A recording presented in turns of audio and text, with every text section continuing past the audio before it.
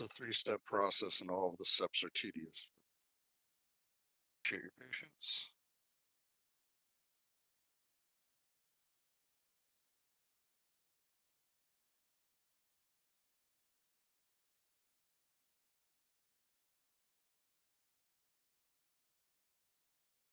All right, and our LinkedIn stream is live. Let's get started. And welcome to our expert webinar, 7 Mistakes and 7 Lessons, Journey to Data Leadership. Our speaker today is Vijay Rajandram. Dr. Rajandram is the founder and CEO of Data That Matters, LLC. And a little bit more about him in a minute. We are also joined by Mohan George,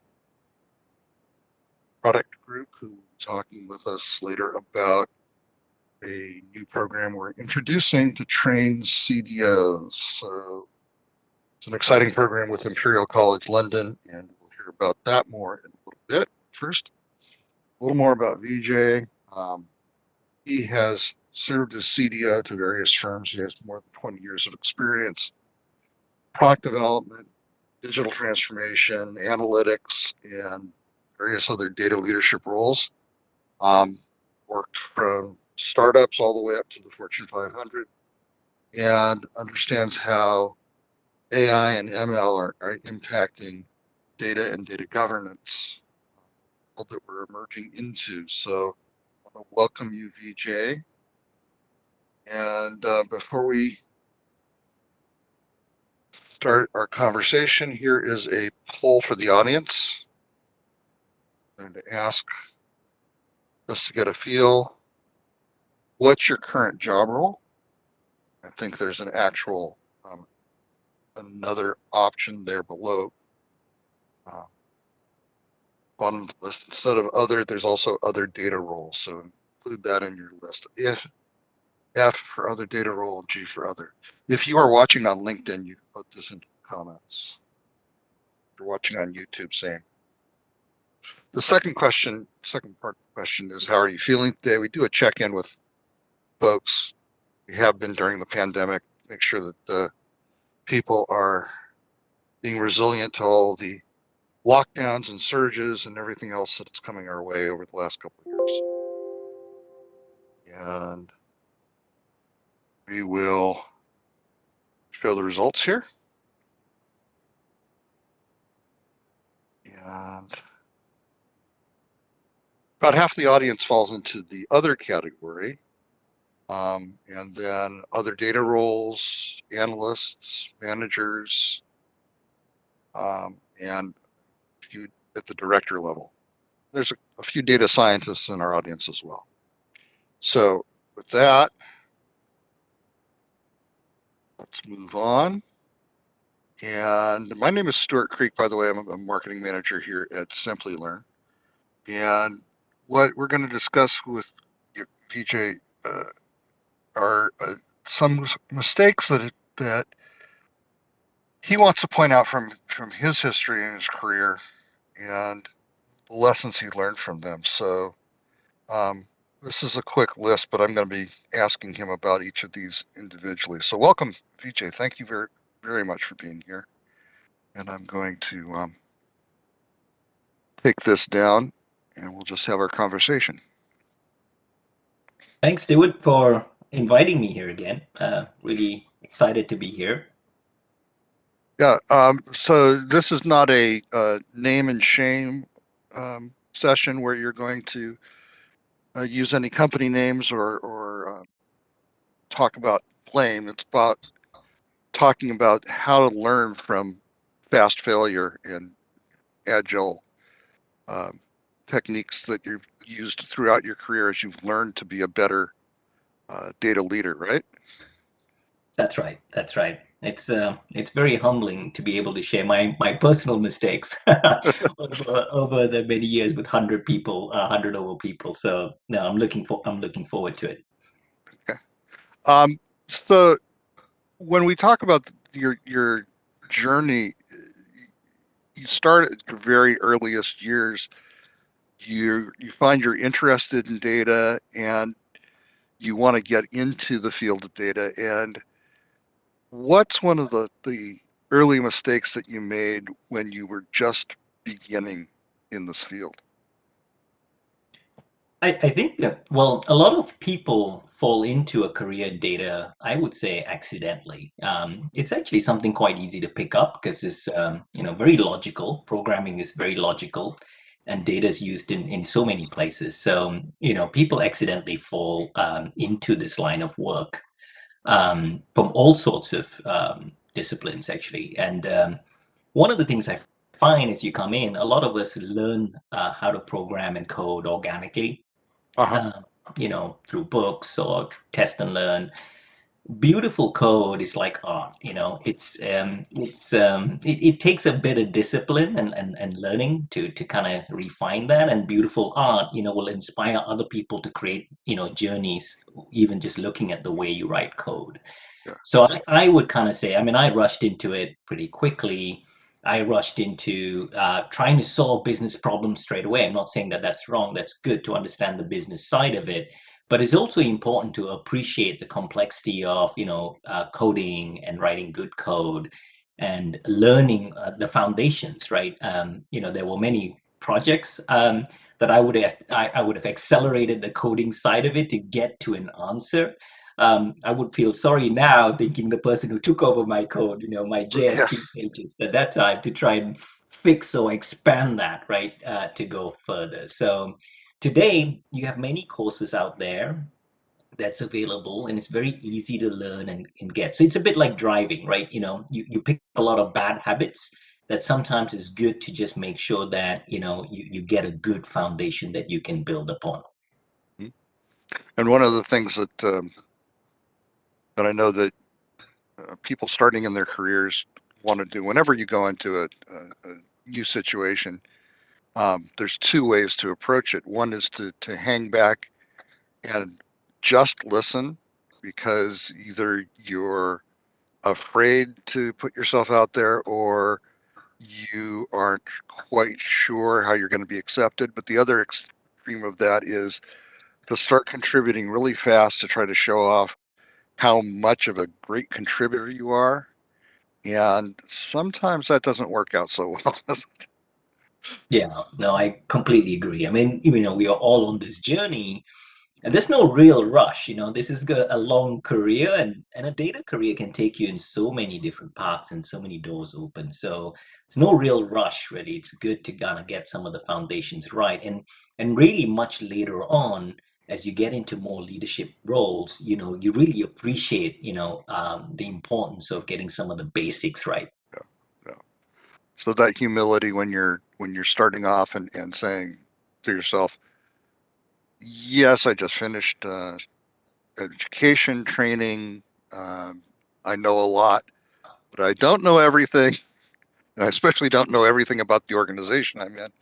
It's always good to have that humility and, like you said, get the basics right before you uh, push too hard. But then, in the second career mistake, when you look at um, the other eagerness, or the kind of myth that people build up in their heads is, I can build the solution. I've gone to the users. I've gotten their requirements, and I'm contact with them constantly, and I have empathy for their needs, and I'm going to build the application that solves all their problems. Um, what do you say to that? Yeah, I think you know, data skilled people can apply things, their skills to solve lots of different problems. And I think you go into this mode that, taking on more work actually is not that difficult. I've never known a data team that has got little to do, right? Getting work is actually very easy to do, but getting the right work, and tackling the right problems is actually, it takes quite a skill set, and one of the common mistakes I see people is, trying to solve everything and trying to evolve a solution to try and solve everything, right? So Yeah. you might have started off trying to build a house for a family of four, and ended up building a big clubhouse, with with tennis courts and other things, and it kind of loses the original purpose, and it becomes kind of vague on what you're trying to solve for. And there's so much data today that you just end up getting lost, right? And one specific area that I see often come up is, automation. The subject of AI is so popular. Every data team I know are trying to automate, manual tasks. Hmm. I learned from, a great CEO of a Fortune 500 company. I remember him saying to me quite clearly, he said, Vijay, I don't, I want you to automate the right things, because, there's just so much to automate. And he doesn't get many people coming to him and saying, hey, we can cut down recruitment, or reduce headcount and things. So there are right parts of the business that can Yeah. automate at scale, and you can change business models and save money at scale. But if you try and get lost and try and solve everything and automate everything, it's hard to then kind of prove value, because all of these things takes time. And naturally, data people like to solve problems, and the more obvious it is when you can kind of convert a manual task to automate it, they tend to get hooked on it. So what I Yeah. would say is, think carefully on exactly what you're trying to solve for, at the beginning. Yeah. And automation, you know, works best for things that are completely repetitive. Um, Sometimes human insight is not completely repetitive, so you try to automate certain aspects of decision making that really aren't a machine learning problem. They're a human insight problem. But then Yeah, there's another aspect of the one solution to rule the world. It's like the one ring to rule them all. Is that over time you encounter more and more people. Users come back to you with more requirements, or another user group wants to get in on it, and you find that you're kind of tacking on additional rooms to this house. In San Jose, California, there's a famous location called the Winchester Mystery House, where Mrs. Winchester inherited a fortune from her husband who manufactured rifles. And she felt that to appease the spirits of the people killed by the rifles, she had to keep building her house. And as long as she kept building her house, she would be fine and she would continue to live a long life. And the house ends up with, over 100 rooms and things like stairways that go to blank walls. And it's just an amazing edifice, and it's beautiful to look at, but it a lot of it just doesn't make any sense. So I bring that up to say, if you're building a solution and then you find that people are coming to add on, ask you to add on more and more, um, how do you resist the temptation to do that, and how do you push back and say, let's think of a new solution instead of adding uh, more to this one? yeah, I think there's a place, you have to innovate in today's world. You have to innovate, otherwise you can't survive in today's changing climate, right? So it's important to get the discipline right on what's a project, what's a finite project with a particular goal in mind that you're trying to solve within a certain time. It's also important to set the right agile framework for products and stuff to kind of evolve, and ensure that there's a mechanism to kind of prioritize the backlogs and all of that stuff. Yeah. And amidst both of these, you also have to kind of encourage people to innovate, to some control level, right? To kind of test out different proof of concepts and stuff. So it's not that you got to fix things, but you got to create that framework to allow that. It's a bit like, I always refer to these things as like your retirement investment portfolios. You got things that are high risk, low risk, medium risk. You got to make sure Hmm. that those are all going in parallel. But trying to solve for everything in one go, in one big lump sum, you tend to lose direction at the end, and get lost. Yeah, and that's a really good analogy of a portfolio management approach uh, of the things that are risky need to be done, but you need to balance them with the things that are essentially um, sure bets that will take you a little bit closer to your goal. So um, when you start moving up beyond your early years and you start moving into middle management, start running into different sets of challenges, right? Yeah, I think by default, a lot of data leaders, have kind of come in from the single contributor kind of line. Mm, They're experts in their field and they're really good at what they do. They don't naturally kind of, learn team building, people development, they learn on the job. And so kind yeah, of the thing is when you start to get into middle management, you start to scale. And I mean, the example we just spoke about, portfolio management, you'll find very quickly that you can't do everything by yourself.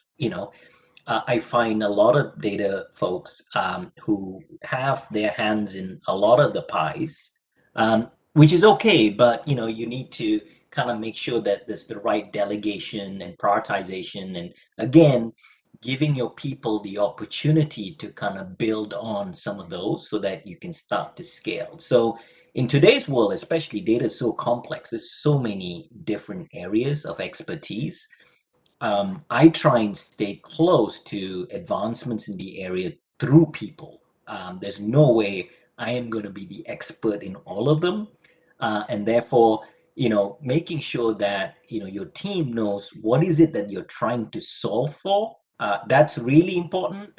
And getting those parameters right. We talked about the buckets of low risk, high risk, medium risk. If you can kind of give them that kind of structure, your team will kind of surprise you. So one of the common things, I've struggled with this when I first entered middle management, is to let go and kind of think, the teams are going to start showing you things that you don't even know, right? And yeah, accepting that. And then that's going to make you grow in different ways that you didn't even imagine before. yeah. And that's a really good point in that you're you're not operating a set of puppets. You're empowering a set of people to use their skills, their talents, their insights to contribute to the whole team. So that's a great point.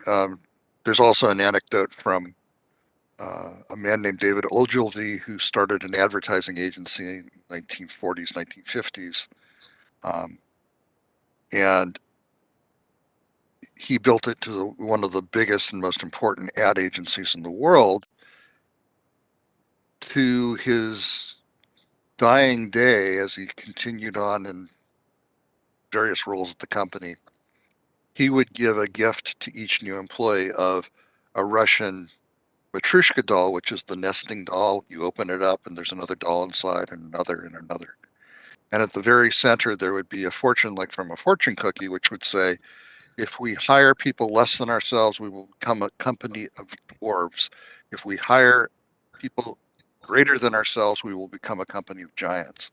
So you have to be, as you say, willing to look for people who have skills and talents you don't have and not be afraid that they're going to outshine you, but instead be glad that they're bringing that to your team. Yeah. That's right. That's right. Good. That's when you grow at scale, at different levels, you diversify, yeah. So then you want to find these people and you're in a position, you're moving up in the management structure, you're being given bigger projects. The environment is changing, so data is becoming more important than it ever has been. And now management is saying, we need you to do more and more and more. And what's the pitfall around trying to scale up your team too quickly? Yeah, hiring is such an important part of any data leadership role. The further up you go, you spend significant time, 50% of my time typically, is spent at hiring new people, or constantly integrating them within the team itself. Because you can't just hire somebody, bring them Right. in, and then, you know, um, let them automatically integrate with the team. That there's a lot of effort required to make sure everything gels. Um, it's normal when you kind of start budgets and things, and then suddenly you find, you're having to recruit hundreds of people within short spans of time. The first thing is to kind of know that hiring takes time, because you got to go through and make sure that not only you get the right skill set, but the skill set aligns to what you're trying to do. And also people kind of, you have to build a diverse team, right? Everybody brings a slightly different skill set. So finding people that complement each other in a wider group is really, really important. And as you're bringing that in, the best way I find to do that is to encourage your entire team to kind of get involved. Because the more your own people are encouraging their colleagues and, to apply for these roles, the more certain you can be you're doing the right thing. You're getting the 360 feedback, you're iterating. You can't, you're bound to get things wrong and stuff. It's better to create that kind of culture, and everybody's recruiting, right? And making sure that you bring them on, and you spend a lot of time integrating, them in the teams.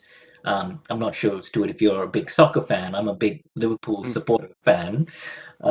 We had an unfortunate weekend, obviously this weekend, for those who follow soccer, but they bring in some superstars into the team, but sometimes you see they don't really play regularly for 3 to 6 months, because they're trying to get them into the team, and they're trying to make sure that they can play with each other and stuff. And when you look at them, they play, wearing the jersey is bigger than their individual skill set itself, right? So I kind of common mistakes that I've made personally is sometimes you get caught up with too many projects and the speed of just hiring people.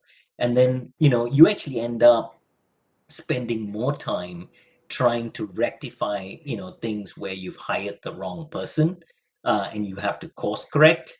It Yep. becomes difficult, right? To kind of do that. So I would say hiring for me is you're always hiring people. It's not only when you have a job spec.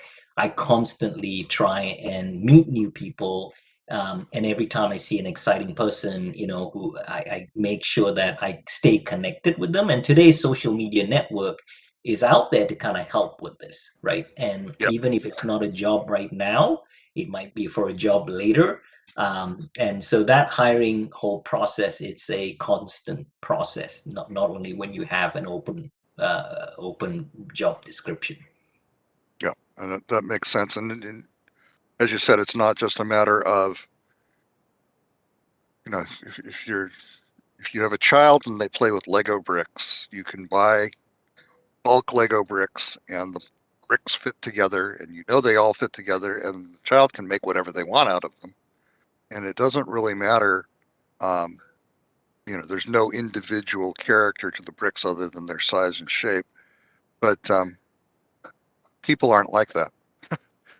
You can, you No, need to, I yeah, think also, go ahead. I was just saying that in today's pandemic world, people want more from their jobs, right? You're spending Yeah, significant amount of your time in work. They don't want it to be transactional and you've got a job spec and you just got to do a mechanical task, right? Bring data in, clean data up. It's not that. They want much more than that in today's world. So, I think building relationships over the long term is really, really important with people. hmm and as I think, as you pointed out, you want to understand their individual capabilities and put them into the right roles so that you're getting the advantage of that capability, and not just having it sit idle while they're doing some other entirely different kind of work. Yeah. That's right. That's right. And seeing other people succeed is a good measure of your own success, getting other people to kind of Yep. succeed. Yeah. Um, So you move from the middle level and you start moving into the upper echelons. Um, what is one of the, I mean, you talk about a high failure rate among CDOs, and what's one of the first um, traps or pitfalls that they encounter when they start getting up to that level? I think especially you're coming through, middle management into the leadership role.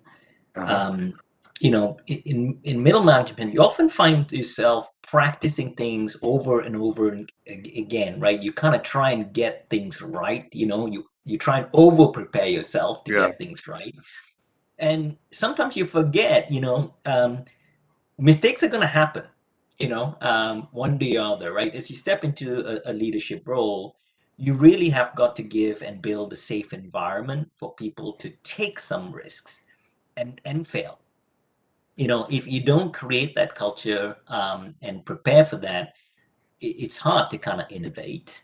And you don't get past that safety, that safe environment for everybody to kind of go, I can try new things. I can develop stuff into areas that I don't even know about, right? So, I mean, I've in the past, as you get further up the chain in terms of a leadership role, you get bigger and bigger projects, and there's bigger delivery impacts if you don't deliver, right? In yeah, my experience, I did a large migration of live systems with millions of customers, and the the the error percentage, you got to minimize that, right? Because you're trying to swap in a split second, turn an old system off and turn a new system on. right.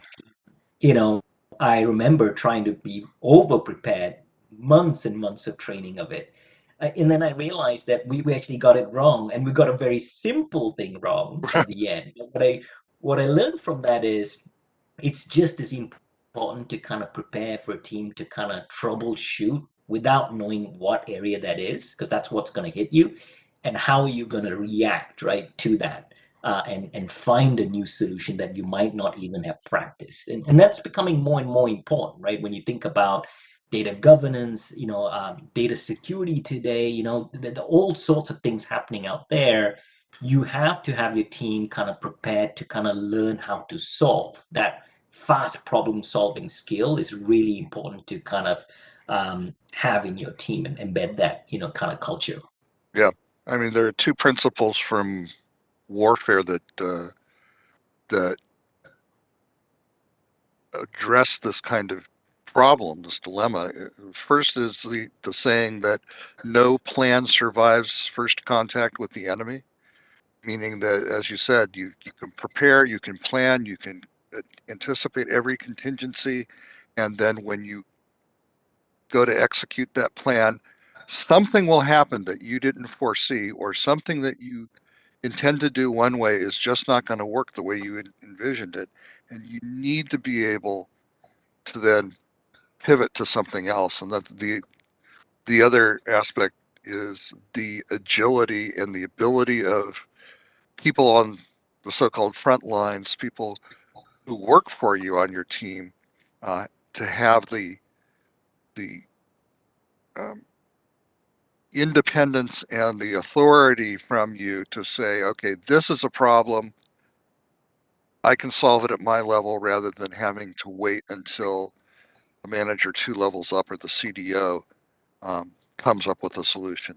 People need to be able to um, adapt, improvise, and overcome. This is the expression that's used. So that's a important aspect, especially in a world where um, the third concept I'll mention is the fog of war. There's an old expression about how you can't always know what's going on. You can't see what the enemy is doing. You can't see beyond a certain range, and you have to be prepared for whatever comes and anticipate any possibility. And that pretty much describes the world we're in, where technology is changing so quickly that we don't know what the next um, set of skills and what the next technology is going to be that we need to have. And we need to therefore prepare ourselves to be agile and flexible in that regard. That's right. Absolutely right. So when you talk about the failure rate of CDOs, what's the number that you cite? It's typically, I think, there's a report out there that says 50% of CDOs are poised for success. Mm-hmm. It's one of the reasons you find a lot of short tenures in CDOs. So yeah, I mean, mainly a lot of it is attributed to unclear goals because it's so wide.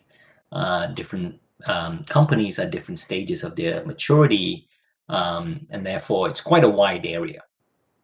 Yeah. And so the things we're talking about today are ways to be in the 50% that are prepared for success rather than the 50% that don't quite cut it. But we, one of the areas that we talked about previously was, and you just touched on it, is making sure that what you're doing is aligned to the goals of the team, the organization, the business. And what are some of the problems that can come up when you have a misalignment there? How does that come about? I think, if you look at a lot of chief data officer roles today, if you read a lot of the roles, it's the responsibilities that are spelled out are kind of mechanical, right? Most CDOs know that they have to have good knowledge of how to get architecture right. They have to have good knowledge of, data transformation tools, people build leadership skills, collaboration, and so on, right? But most of the time you go into a CDO role, you have a large range of stakeholders, right? Or partners, I would say. I won't even call them stakeholders because you're jointly involved in trying to solve this. You'll be partnering with the chief executive officer, the CFO, the chief marketing officer, the chief risk officer, chief digital officer, the chief information officer. So there are many different people in this, and you have to work quite closely. And because data cuts across in so many areas, the lines are blurred between different roles as well. And Mhm. that's okay. It's absolutely okay.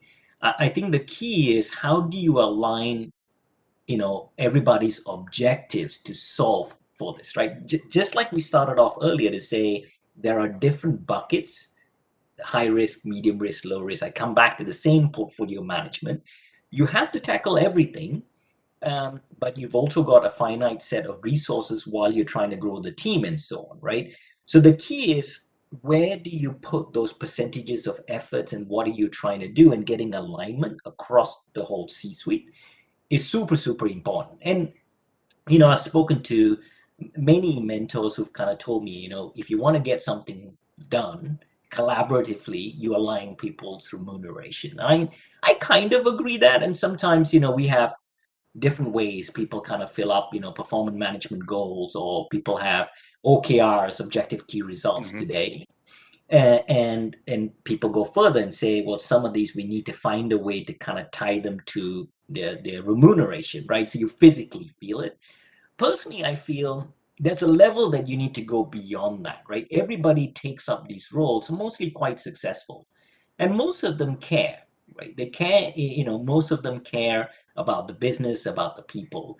The key is to go beyond that and get to know them and work as a team to kind of go, why are these people in the roles? Take time to understand that, and actually try and gel and try and make each other successful and know what takes, right? Because there are items that you're going to be quite focused on to kind of to do in a certain way there, but there are items you just have to give up and say, okay, you know what, I might not agree with it, but I'm going to trust you and I'm going to go with you and I'm going to support you because it's equally important for our joint success, right? So that collaborative nature is really important, and aligning that and finding that, how do you make them tick, right? So I mean, Mohan will be talking about this a bit more about the course we're doing, later on. But a lot of this is about leadership, and building high performing teams together is not just Hmm. about technical nature, right? It's knowing about,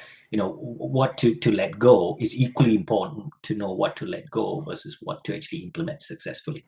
Yeah, and that's a great point in the sense that yes, you want to make sure that people's compensation is tied to their goals on a certain level, but you want to make sure that that's not the only um, dimension that you're using to get people to understand their role in the organization, their role in the team, um, the nature of their contribution, and the value of teamwork. And sometimes when your compensation says I should be doing this, but your teammate is over here struggling with that, um, sometimes the needs of the team and therefore your ultimate success as a contributor requires that you take some time away from what you're being quote unquote paid to do and go off and help the other person so that they can do their part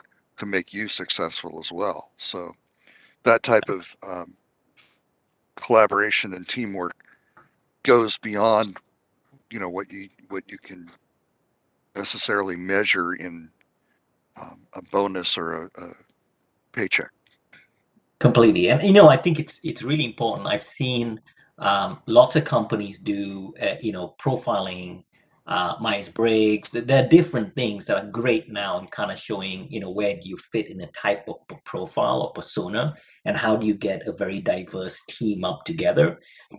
What I really learned is actually it's good to go one step beyond that and get team coaches, because this is not a one-off process where you answer a bunch of questions and you get put into a box, right? The question is, once you get that, how do you then make it work? And how do you kind of make everybody gel, to kind of connect together, right? It's important in every sense. It's obviously important to not only do it with your team, but very important with your peers as well, because that's where you don't have direct influence. And as a leader, you got to be equally good at working together and collaborating, in a matrix type structure. Yep.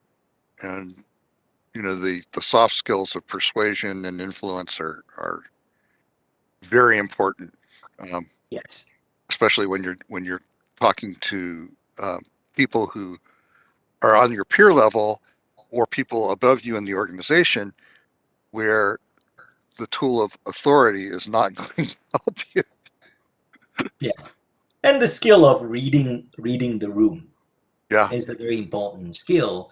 But you've got multiple people here, and that's why I come back to, having team coaches really good, to kind of bring people, so you help people read the room together, right? So that you can see different perspectives. yeah. So when you are in the position of the CDO, you have a lot of responsibility on your shoulders, and you are, um, let's take a step back. When you're looking at taking the role of CDO, whether it's within your organization because you're being asked to step up in a promotion, or whether you are looking at a new organization and an opportunity that's come your way, um, how do you assess your likelihood of success? What do you need to do in order to make sure that you're going to be successful in that new role? I would really advise people to take time to do due diligence of the role itself. Not so much from just the job spec perspective, right? And often people will look at the P&Ls and look at how the financials are doing and so on. But I think that it's really valuable to spend time going beyond that to kind of understand the culture of the company on the ground, right? On the ground, and really understanding how people collaborate, how people are assigning those buckets that we talked about, right? The medium risk, the high risk, the low risk. How are they managing all of that and trying to juggle, right? Because that's when you see the real things kind of coming out and the appetite for that. and really spending time to do that, right? And creating those connections, because that's where you're going to know whether you're going to, this is going to be right for you or not. And sometimes, roles might not be right for individuals, or it might not be right for the company because the data maturity, or they're not at the same point in time with Hmm. what you're trying to achieve. So there's no right or wrong here. It's just finding the perfect match, right? Where the stars are aligning. So it's really important to get beyond just the job spec. And unfortunately, most interview processes, right, it's too short. You don't get to know everything in 4 or 5 hours of meeting, 3, 4 people. So if possible, take the time to know, and have a look at things in action, and get a feel for it, before jumping in and making sure that that's what you want to do and that's what they need. Yeah, it's the notion of due diligence and doing that. It's the same concept as you described earlier in your method of hiring, which is to you know continue to look for the fit, and then when you are talking to somebody, you it's a process of give and take to understand what they can do, what they want to do, um, where their ambitions lie, and match that and communicate to them what you need them to do, what opportunities you're giving them, um, where you can expect them to go in the organization. And the same kind of thing applies when you're on the side of looking at an opportunity. You've got to understand, what is this opportunity? What is this, as you said, what is the state of the company? Is it in a growth mode? Is it in a cost control mode? Is it uh, the kind of company where things are done in a certain way, or is it the kind of company where people are given freedom to explore their own directions and solutions, and find out, what's that fit between you and them, um, over and above, as you described it, the mechanical requirements of getting the work done and meeting the job spec and that type of thing. So, Yeah, um, and I really emphasize on there's no right or wrong answer, and you often need a combination of different things, whether you're delivering in a waterfall kind of project by project basis, or an agile basis, or you're doing business optimization, right, within different business units itself, right, or you're doing some digital transformation type work. All of this is normal that you find in every company today. All of this stuff will be happening. At the same time, you will have regulatory pressures and so on. So that's a common scenario to get in, right? The key is, how are you going to divide up your time to make sure that you're connecting all of these pieces together, and that's when that collaboration and appetite kind of comes in. The clearer you can make that, the better it is for all parties. great. I think we're reaching a point now where, you know, what would you what would you summarize, or what kind of overall takeaways should people take from this discussion and your experiences, um, so that they can benefit from your mistakes and learn those lessons, um, without having to make too many of those mistakes themselves? Um, well, the first thing I would say is to be brave to make mistakes. You have to take risks in a data career. I find that because of the logical thinking, the way most data people are, they tend to not want to take risks too much sometimes. Hmm. And I think you should be brave to make them, to explore, but then really acknowledge them when they happen, right? A lot of these 7 mistakes that I've shared today, I made those mistakes, and some of those mistakes might have not been mistakes at certain types of company at a different maturity level as well. Right. So whatever it is, it might not be suitable for that place at that time, right? So it's important to acknowledge them. And then the most important thing is, what are you going to do differently next time, when you kind of come in, in a similar situation or a slightly different, how do you learn and act differently? So it's going to continue to be a very vague space because of the different hats that a CDO wears. Right. I would kind of say be brave to venture out there, make mistakes, and learn from them. Great. That's such an important piece of advice because so many of us, when you make a mistake and you find out that it didn't work out, you say, well, then I failed. And the message you should take away from that is, yes, you failed. You learned a way to not to do it right. That eliminates one of the possibilities. Now go try something else. And if you fail again, you've eliminated another one of the ways not to do it right. And ultimately, you'll get there. That's the expression that Thomas Edison used when he described the process of inventing and improving the light bulb. Was yes, I tried this 1,000 times, and 999 times it didn't work, but those weren't failures. Those were ways I found that to not do it right. So when I found the 1,000th way, I knew it would work. So this is the same kind of process that you use in your career. You fail, you learn, you grow from it. So with that, let's move on to some questions and answers. We have a number that have come in from the audience, and when you talk about the basics and foundation, Maureen asks, what are the basics and foundations that somebody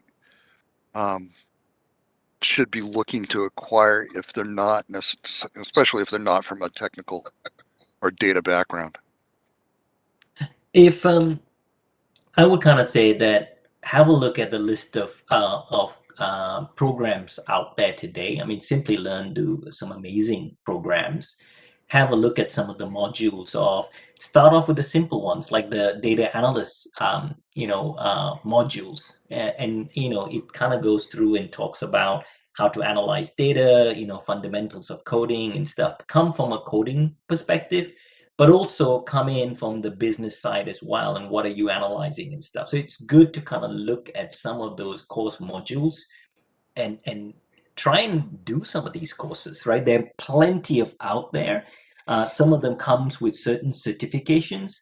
I would really advise people to look at what's out there and build a story that connects all these certifications together, right? To give you that great bandwidth to not only know how to do a particular vertical of data well, but also what are your handoff points, right? Because you're never working alone.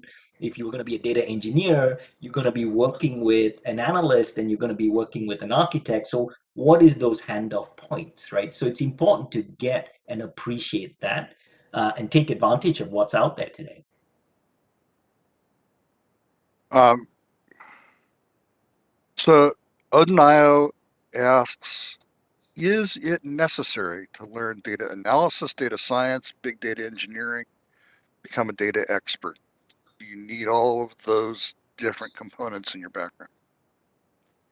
Most data folks, when you kind of look at them for 2 to 3 years experience, you would typically expect them to know one or two coding languages.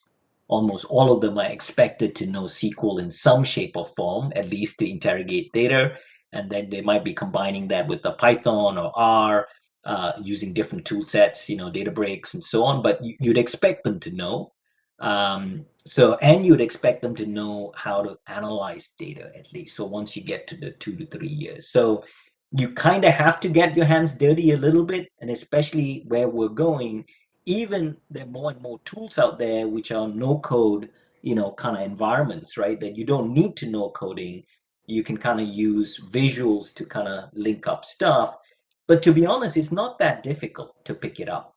And you're bound to I know a lot of people who just picked it up on the job. So I would say it is important to at least know some fundamentals, Maybe there's a lot of depth you can go in, but you might not need to go into that level of depth depending on which path you choose. But you need some foundational elements, yes.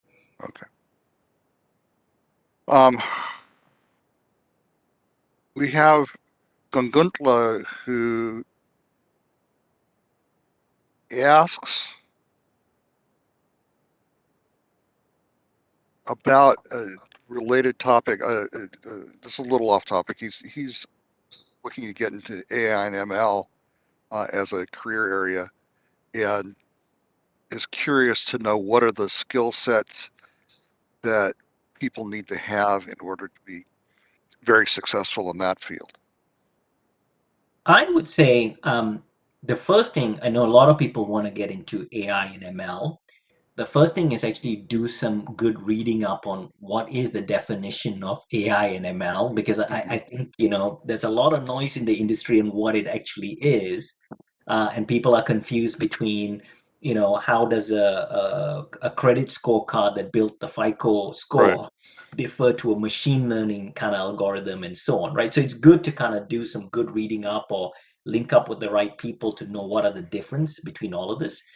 Equally important is, I would kind of say, focus and zoom in on an area and go, what are you trying to solve for? What is the business problem that you're trying to solve for? And get excited about something, right? And it's really important to connect those two pieces, because I see a lot of people who do um, AI, machine learning, for the sake of it, without having a purpose. It's very difficult to be a very general piece. So I would advise, get the purpose right, get a problem that you like to solve or one that you want to be involved in, and know what it actually is. Okay. Um, so we have a person who asks about healthcare as an industry, and somebody, especially who's taking on a data leadership role in that business. How can that person, Tayin is his name, how can I enable data-driven culture in this new organization? As the head of data and of insights, how do you support the initiative to build and grow data-driven objectives? So that's an interesting question. How does one introduce a data perspective and a data orientation into an organization? Got it. I think, it's really important. I mean, healthcare is a huge area right now that's got many, many data roles. Um, I mean, healthcare, in fact, are one of the early adopters of data, in terms of running clinical trials and all of those things a long, long time ago. And now there's a lot of digital transformation happening in the healthcare industry as well, because we're trying to make healthcare more affordable to people, more virtual visits to kind of get some of the prescriptions and so on. So I would say it really depends, because different companies at different stages of the maturity. But I actually think the healthcare is pretty advanced right now in the data space. My advice would be to still create those three buckets, right? What are the business operations that are already taking place today? Map those things out in terms of what's happening on the ground. Data, obviously you'll have data activities within that, but know what they are and how much you can help. You then have another bucket that kind of says, okay, how are we going to transform the business or diversify? There will be some digital transformation going on. Create those and start to see what are the things you can change at scale, right? Like completely going to virtual visits because you want to make something completely affordable, right? Or you might kind of think about, what are the things that we've got paperwork that we can use, AI, ML to automate, right? And have an offshore operation center to kind of do all of that stuff, in an Mm-hmm. automated fashion. I would build those up and then kind of see, okay, where is the company right now in their trajectory, and then map out the activities that you have to build out. Yeah. And then show according to benchmarks of other companies, right? Like, how are they doing in those spaces? We have a question, and the person didn't leave his name, I think, but the question, what is the best thing, in your opinion, about being part of the data science industry? I love having data to prove something or to back it up. It gives me extra confidence when I can come and actually say to people, okay, here's the story, right, of your hypothesis. You may have a hypothesis about a business or a proposition or something that you're trying to build, a product or services. I really get excited when I can kind of prove that or show the story being built up with data backing that up, right? Not only telling what's going to happen, but also starting to build out some projections, right? And this is where you could go to if you do these following things, right? So for me, the storytelling part of data and backing it up with data is the most exciting part of this whole field. I'm going to ask the audience for some feedback on the 7 areas we talked about. And let me open this quick poll. And fortunately, I won't be able to put it up on the screen here, but basically we're going back to, oops, sorry.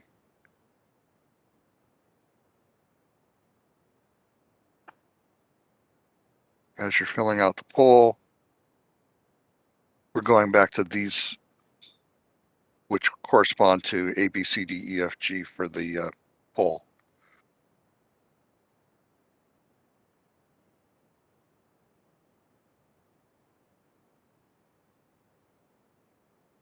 So you have a couple seconds, get your answers in, and I'll share with you the result now. We asked, what are the 2 most interesting or important areas out of the ones we discussed? And the 2 top answers, 56% of people said delegation and prioritization. That challenge is the most important, along with due diligence and assessing risks. So those are 2 areas. Did you have any final thoughts on those? I would say they are pretty important. Those 2 things, they set the kind of rhythm of a lot of things, because you can't do things single-handedly. So building the team is super important, and the due diligence to kind of get the right risk and reward balance is super critical. I'd agree with that. Okay, and we have an offline poll, so to speak, that is available to everyone, and I'm going to put into the chat this bit.ly link. We'd like you to take a moment to do this survey, which gives us an idea of who's in the audience and who might be interested in the Imperial College London program that Vijay and Mohan are about to speak about.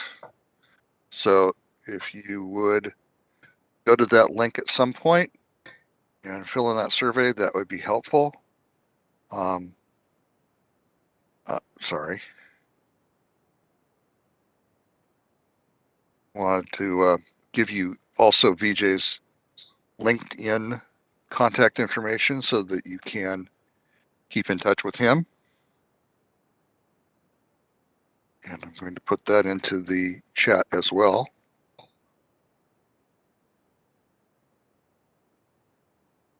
And now I'm going to give Vijay and Mohan a chance to talk about the program that's coming up with Imperial College London. So I'll let you 2 discuss the important points of this program. Mohan, you want to kick it off? Yes, thank you, Vijay. Thank you. Hi, everyone. I hope you had a great time listening to the insights from Mr. Vijay on his journey to become a data leader. And thanks for taking your time out for this webinar. And we're happy and proud to announce that Simplilearn has partnered with Imperial College London, which is one of the most prestigious universities in the world, to release a course on Chief Data Officer. And I hope all who joined this particular session, you had a great interest on this particular topic, and you are aspiring to become a Chief Data Officer in your career. And to support that, we have launched this particular program, which will be like a 15-week program, and it is delivered by the professors from Imperial College London. And there will be a lot of master classes which will be live and interactive as well. And as Mr. Vijay said, uh, building relationships is one of the most important aspect in your life. And by joining this program, you will be getting to network with the Imperial College Alumni Network, and you will be interacting with most of the data officers in and around the world, where you can talk to each other, learn from their experience, and then understand how to take it forward in your organization. So Vijay will share some more details about the program. Over to you, Vijay. Yeah, I think the only thing I'd add, thank you, Mohan, for that. It does touch some of the technical foundation elements, but importantly, it also covers a lot about communication, leadership building. How do you build high performing teams, and constantly innovating? It will touch on all of those important elements as well, which is wider than just the technical elements of being a successful chief data officer. Thank you so much. Back to you, Stuart. Do you want to close? Certainly. And I want to thank everyone for being here. I'm putting the survey link again into the chat, so please do go to that link and answer those questions there. I've also put in the email for Pratik Patra, who is also involved with the program. So if you want to learn more about the ICL London CDO program, please email Pratik, I'm sorry. And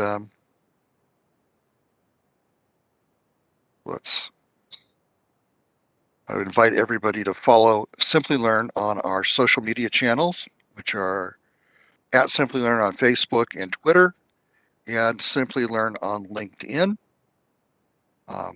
Thank you all for being here. Thank you so much, Vijay and Mohan, for being with us today. And thank you, Vijay, for sharing with us so generously from your experience, so that people can learn from lessons you've taken up from your long career. Thank you so much.